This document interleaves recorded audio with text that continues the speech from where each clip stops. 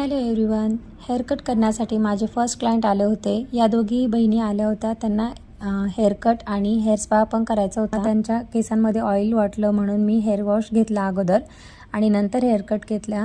कारण hair wash जर proper केलेला नसेल तर हेअरकट पण चांगला होत नाही आणि सेटिंग पण व्यवस्थित होत नाही. यांचे हेअर एकदम स्ट्रेट होते आणि त्यांना लेअरिंगमध्ये हेअरकट पाहिजे होता, म्हणून आम्ही फ्रंट लेअर हेअरकट देण्याचं ठरवलं.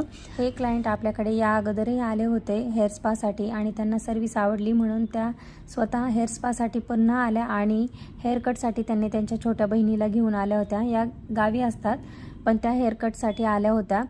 तुम्हाला हा हेअरकट कसा वाटला मला कमेंट करून नक्की सांगा. माझ्या क्लायंटला तर हा हेअरकट खूप आवडला. ती खूप खुश झाली होती. खरं तर मला आज लवकर घरी जायचं होतं 4 वाजताच, कारण सगळे घरी होते. मग मलाही वाटत होतं की मी लवकर घरी जावं, पण क्लायंट येत राहिले आणि माझी सर्व्हिस वाढत चालली. मग त्यामुळे मला लवकर घरी जाता नाही आलं.